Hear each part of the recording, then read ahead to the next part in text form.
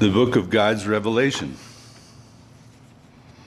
A new humanity created by God's light as successor to the former races generated out of darkness would establish a new world order of truth and justice ruled by God's divine image and word, which would result in the transformation of matter into incorruptible spirit, in a restored creation in which evil and darkness would vanish forever.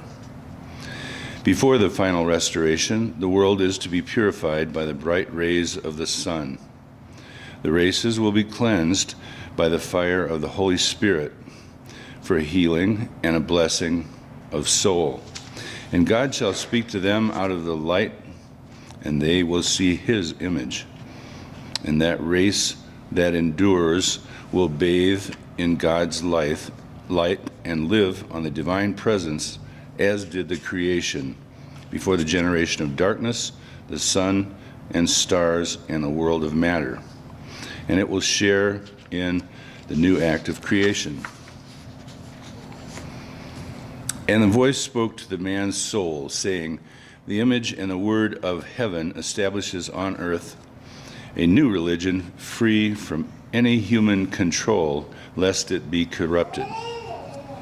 This religion shall not be subject to any written law, nor to any priest, minister, prophet, or counselor, nor to any court of civil law, secular authority, or ecclesiastical jurisdiction, nor to any written canon, law, or scriptural text, nor to any lay person, academic, or scholar of learned institution. God's wills that this religion be subject only to the words spoken out of the Creator's light in the image of the Son of Righteousness.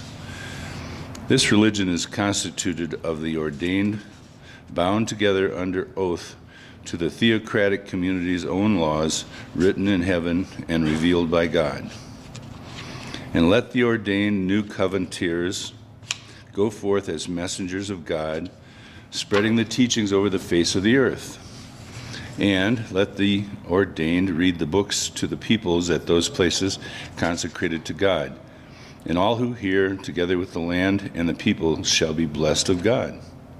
And should any nation forbid the reading by God's messengers, or by exercising its authority, suppress the freedom of the people to hear the messengers, let that nation come under the strong and just rays of God's Son of Judgment, which is intolerant of all secular and ecclesiastical authorities who violate the spiritual rights of humans decreed from heaven. The appearance of the image and word incarnate in the Son summons all nations and governments to recognize the immutability of God as sovereign over the creation and acknowledge his sacred right to enter into human affairs and regulate those natural laws that govern all life. Divine law is omnipresent, omniscient, absolute, and unalterable in the first cause of effect over the human mind and spirit.